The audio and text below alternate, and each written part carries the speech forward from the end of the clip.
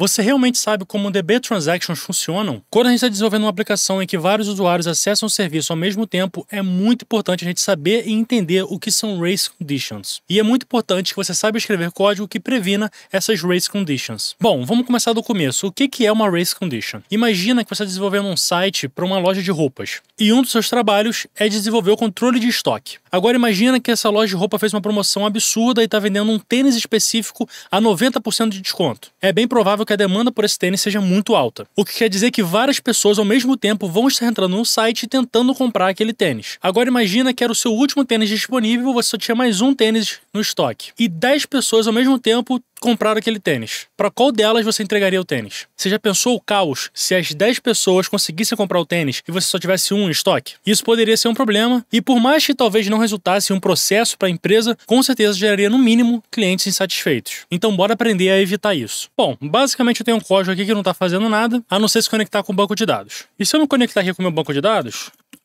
eu criei uma tabela lá que é bem simples. Eu chamei ela de estoque. E basicamente ela tem um ID e uma quantidade. Imagina que esse ID é aquele tênis que a gente estava usando de exemplo. E que tem 10 tênis disponíveis. E aí o que a gente quer fazer agora é o seguinte. Simular que tem 100 pessoas tentando comprar esses 10 tênis. E todas elas estão fazendo isso ao mesmo tempo. Então eu vou sair aqui do meu banco. E eu vou criar uma função chamada comprar. Ela vai receber a conexão com o nosso banco de dados, que é pgxpool.pool. E só isso. O que vai ter que ser feito? Primeiro, eu vou ter que ver se ainda tem aquele tênis em estoque. Essa é a query que a gente vai ter que rodar.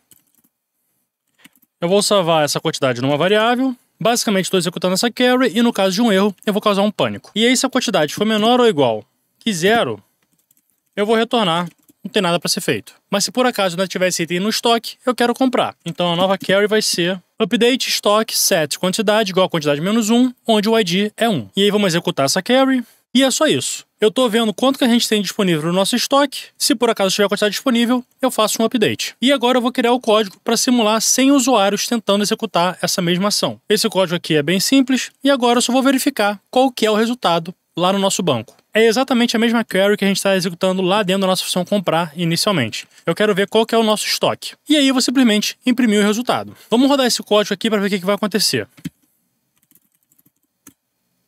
Eu não tive nenhum erro e o nosso estoque está com resultado menos 90. Percebe que isso é um problema? Tá, mas como é que a gente pode resolver isso? Talvez você esteja pensando que uma solução pode ser fazer um check lá na nossa tabela dentro do banco de dados mesmo, dizendo que aquele campo quantidade nunca pode ser menor do que 0. E isso realmente funciona, principalmente no caso bobinho como esse que eu estou fazendo. Mas não vai funcionar em todos os casos. E você não está evitando a condição de corrida de fato. Você está simplesmente dizendo para o seu banco nunca colocar um valor menor do que 0 naquele campo. Mas isso não preveniu nenhuma condição de corrida. E outra solução que talvez você esteja pensando, e que inclusive é o título desse vídeo aqui, é usar transaction. Só que será que transaction resolve esse problema? Eu voltei aqui o nosso banco de dados para o estado inicial. Agora a gente tem de novo 10 quantidades em estoque. E eu vou deixar esse terminal aqui conectado no nosso banco aberto direto. Mas vamos voltar aqui para o nosso código e agora executar exatamente as mesmas queries, só que numa transaction. Então aqui na nossa compra, primeiro eu vou iniciar uma transaction. Em Go usando PGX é assim que se inicia uma transaction. E aí aqui ao invés de passar o nosso pool, eu vou passar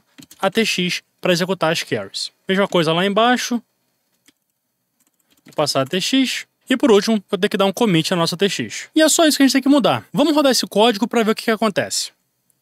Vou botar aqui o nosso Go Run. E olha só, melhorou um pouco. Agora a gente tem menos 15, mas ainda não está bem no nosso resultado esperado, né? E aí talvez você esteja pensando que a solução é usar um for update na nossa query. No Postgres a gente tem essa possibilidade, né? Então vamos de novo aqui no nosso banco. Vou atualizar a quantidade em estoque. E aí aqui, na nossa select, eu vou passar um for update no final. E aí se eu rodar esse código de novo, agora sim deu certo. Problema solucionado. Mais ou menos. Na verdade não é mais ou menos não. Sim, tá solucionado. Fazendo isso, de fato, a gente não corre o risco mais de ter race conditions. O Postgres dá essa garantia pra gente. Só que tem um problema. Se o seu serviço tiver uma escala muito grande, isso aqui vai ser ruim para performance. Porque basicamente o que está acontecendo aqui é o que a gente chama de pessimistic locking. E basicamente o que isso quer dizer é o seguinte. Você está travando alguma coisa, nesse caso aqui, um registro no nosso banco de dados, e ninguém mais vai poder acessar aquele registro enquanto você não terminar de utilizá-lo. O que é excelente, isso resolve realmente de fato a nossa condição de corrida, só que para performance isso não é muito bom, porque todo mundo que está executando essa mesma query está esperando aquela query inicial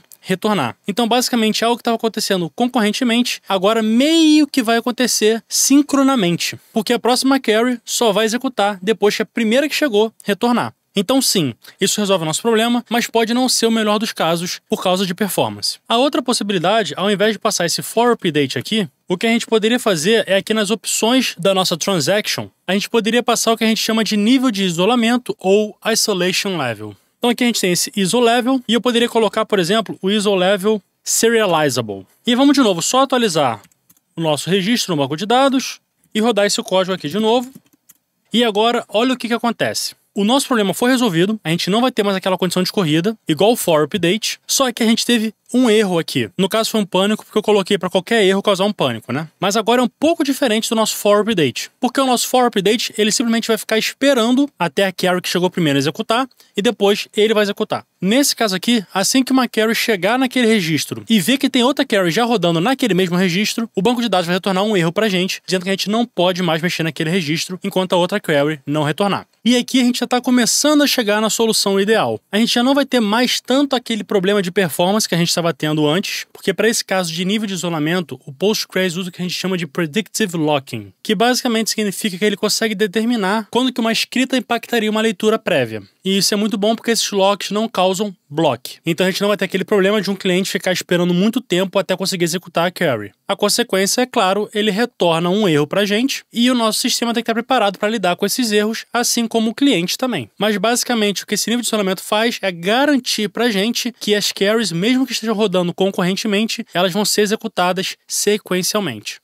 Só que eu quero mostrar uma outra solução para vocês que talvez você encontre em algum código alguma vez na sua vida. E basicamente essa solução usa uma versão na própria tabela. E aí nesse caso a gente tem o que é chamado de Optimistic Locking, que basicamente significa que nenhum lock vai acontecer. O que vai acontecer na verdade é que a gente vai ler aquela informação do registro e na hora de fazer o update a gente vai verificar se o registro continua igual como ele estava quando a gente leu. É relativamente simples. Como é que funciona isso? Vamos de novo lá no nosso banco de dados e eu vou alterar a nossa tabela estoque.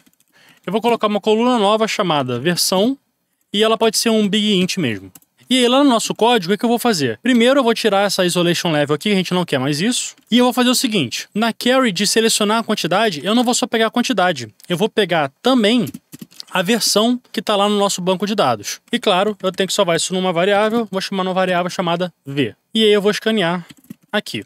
E aí, na hora de fazer o nosso update, eu vou fazer o seguinte. Além de atualizar a quantidade, eu vou atualizar a versão também. Então, version igual a version mais 1. E eu vou colocar mais uma cláusula aqui no nosso where, que além do ID ser igual a 1, a versão vai ter que ser igual à versão que a gente tinha retornado anteriormente. E aí, aqui na nossa carry, eu vou passar a versão como um parâmetro. E aí, vamos voltar lá no nosso banco de dados. Eu vou, de novo, atualizar para ter quantidade 10. E vamos ver como é que está essa tabela.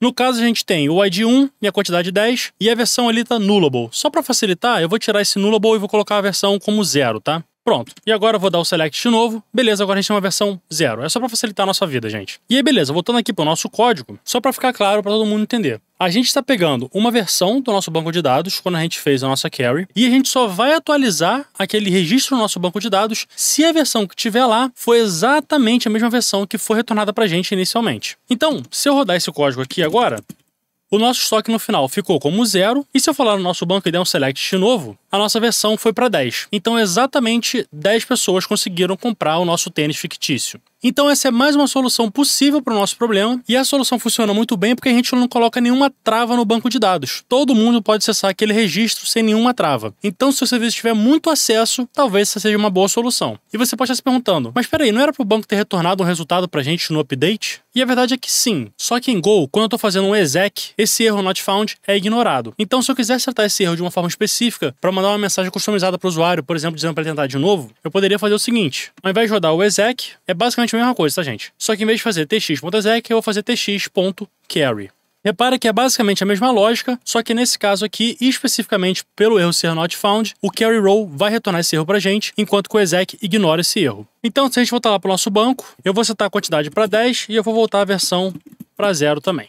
E aí, se eu rodar esse código aqui, agora a gente tem um erro. Então, basicamente, depende se você quer tratar esse erro ou não. Vai da sua regra de negócio. Mas enfim, gente, por esse vídeo é isso. Eu espero que você tenha gostado, espero que você tenha aprendido alguma coisa nova. Qualquer dúvida, deixa aqui nos comentários. Se você gostou desse vídeo, não esquece de se inscrever, deixar o like e considere se tornar membro aqui do canal, porque eu tenho lançado vários conteúdos técnicos exclusivos para os membros. Te espero no próximo vídeo. Valeu, tchau, tchau.